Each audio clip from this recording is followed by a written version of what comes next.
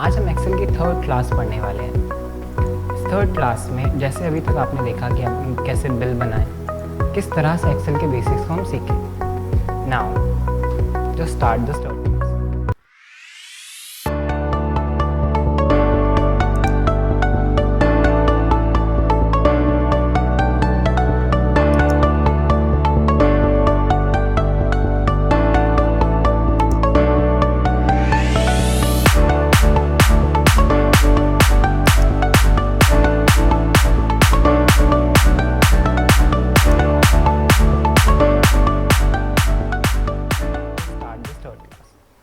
सबसे पहले हम टाइप पे जाएंगे और यहाँ पर लिखेंगे एक्सेल।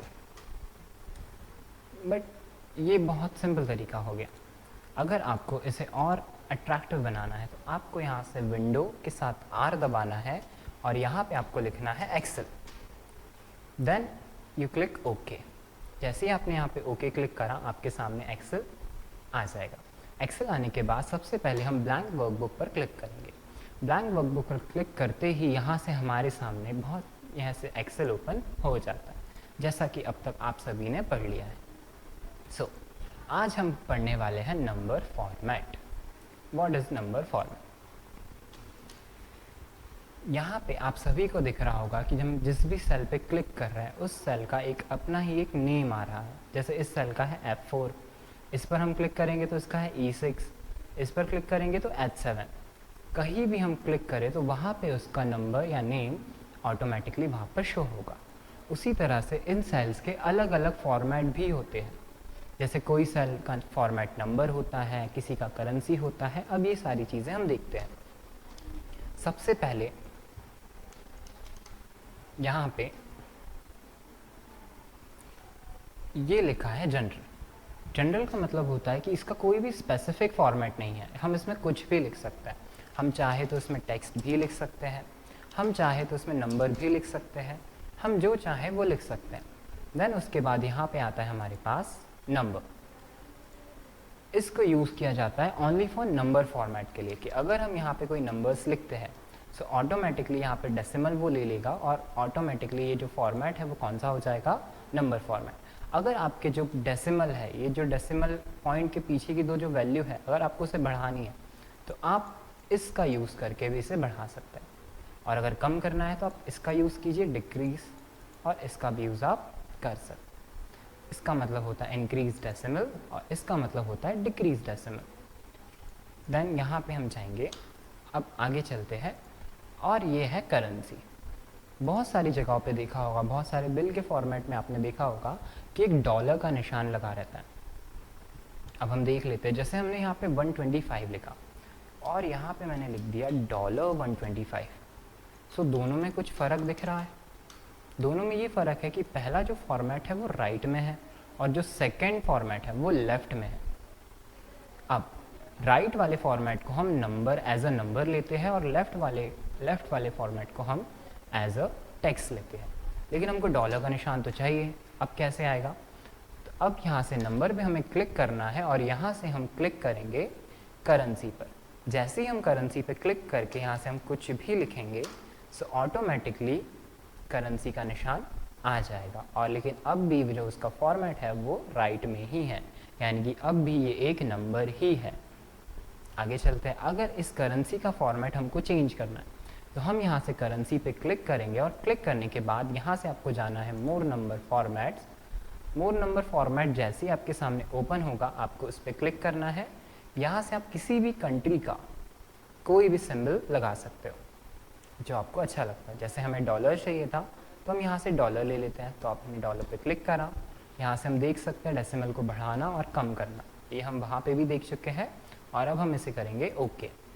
जैसे ही हमने इसे ओके किया सो डॉलर का निशान आ गया। देन यहाँ पे थर्ड जो हमारे पास आता है अकाउंटिंग। अकाउंटिंग पे क्लिक करेंगे।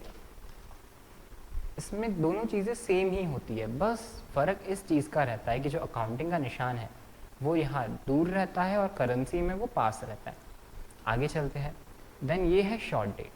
हम कोई भी डेट लिख लेते हैं, जैसे हम आज की ही डेट लिख लेते हैं 30/9/2023। सो इसने ऑटोमेटिकली क्या गेट कर लिया कि ये एक डेट है। सो ये ऑटोमेटिकली ही गेट कर लेता है कि जो भी चीज़ हमने वैल्यू लिखी है वो डेट है।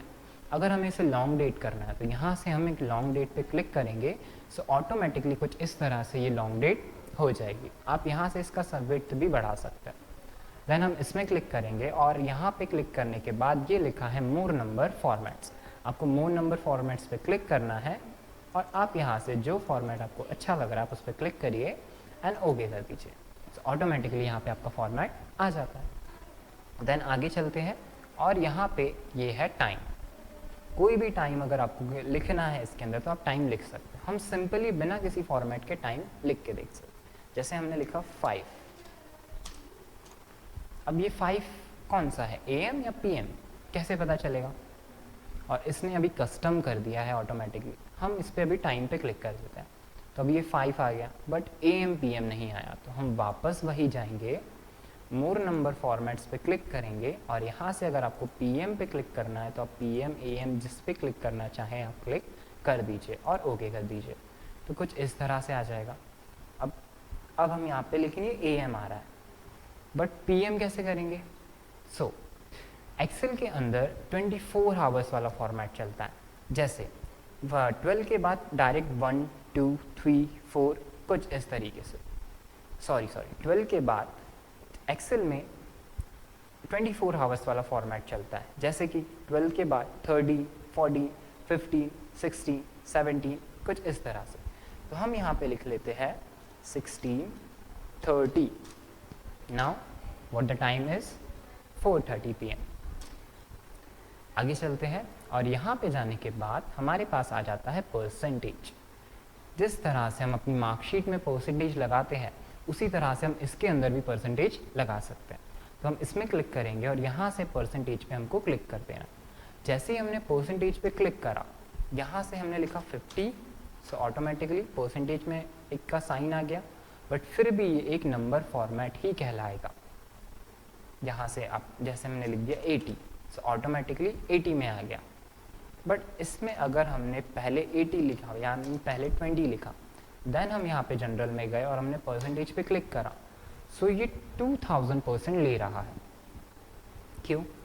हम देख लेते हैं यहाँ पे। हमने अगर हम इसको जनरल कर देते हैं तो ये 0.8 है, बिकॉज परसेंटेज में जो वैल्यू आती है वो पॉइंट के अंदर आती है। अगर हम डायरेक्ट परसेंटेज लगाएंगे तो वो वैसे ही उसे गेट कर लेगा। अब आगे चलते हैं। आगे जाने के बाद ये है फ्रैक्शन वैल्यू। फ्रैक्शन वैल्यू होती क्या है? बाय द वे हम यहाँ लिख लेते हैं 50/12। सो यहाँ पे कुछ चेंजेस हुए? कोई चेंजेस नहीं हुए। बट अगर हमने यहाँ पे ले लिया फ्रैक्शन और यहाँ हमने सेलेक्ट किया 50/12, सो क्या हुआ? ये डिवाइड हो गया। जैसे हमने यहाँ लिखा 10/5, सो ऑटोमेटिकली कितना आंसर आया हमारे पास? 2। जैसे हमने लिखा 60/3, सो 20। आगे चलते हैं। देन उसके बाद आता है हमारे पास scientific value. What is about scientific value? तो हम इसमें जो भी नंबर वगैरह जैसे जो भी हम नंबर्स लिखेंगे, सो ये एक साइंटिफिक वैल्यू की तरह आ जाएंगे। इनको साइंटिस्ट ही समझ सकते हैं। अब यहाँ पे आएंगे और ये लिखा है टेक्स्ट। टेक्स्ट का मीनिंग होता है कि जो भी चीज़ अगर अब हम लिखेंगे, सो ओनली वो सिर्फ टेक्स्ट होगी, वो नंबर नहीं हो सकती। हम इसमें नंबर लिख के देखते हैं। जैसे मैंने अभी मेरा नाम लिखा है यहाँ से, अब इसमें 10 नंबर लिख के देखते तो 1 2 3, बट नंबर आ तो गया बट एरर आ रहा है। और नंबर किस साइड है? Left side. यानी कि लेफ्ट साइड कौन सी चीज़ें रहती है? टेक्स्ट की। इसमें क्लिक करके देखते हैं तो ये कह रहा है नंबर स्टोर एज टेक्स्ट। मतलब ये जो नंबर है वो भी टेक्स्ट के ही फॉर्मेट में स्टोर हुआ। सो या तो आप इसे नंबर में कन्वर्ट टू नंबर करिए या तो इसको एज अ टेक्स्ट के फॉर्म में ही कन्वर्ट कर दीजिए। तो हम इसे एज अ नंबर कर देते हैं। अब इससे प्रॉब्लम क्या होती है? जब भी हम कोई फॉर्मूला अप्लाई करेंगे किसी भी सेल के अंदर तो प्रॉब्लम होगी। अगर वो टेक्स्ट होगा तो वो फॉर्मूले के अंदर नहीं आएगा। देन आगे चलते हैं। अब यहाँ हमारे पास, हाँ ठीक है, यहाँ पे अगर आपको डायरेक्ट परसेंटेज पे जाना है तो आप इस पर क्लिक करिए तो आप ऑटोमेटिकली डायरेक्ट परसेंटेज पे भी पहुँच जाओगे। अगर आपको नंबर देना है तो आप इस पर क्लिक करिए कॉमा स्टाइल, तो आप यहाँ नंबर पे भी पहुँच जाएंगे। ठीक है, इसमें क्लिक करते हैं।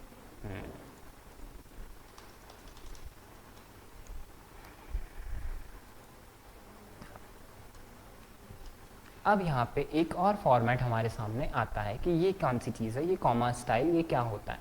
सो जैसे यहाँ पे ये नंबर लिखा, अब ये नंबर लिखने के बाद अभी तो ये सेपरेट नहीं है, हमें इसे सेपरेट करना है।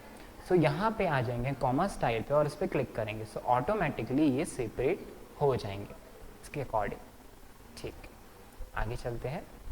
सो ये था हमारा नंबर फॉर्मेट। ये नंबर फॉर्मेट यानी कि आप अपने सेल को किस तरह से फॉर्मेट कर रहे हैं, इस तरह से आप चेक कर सकते हैं।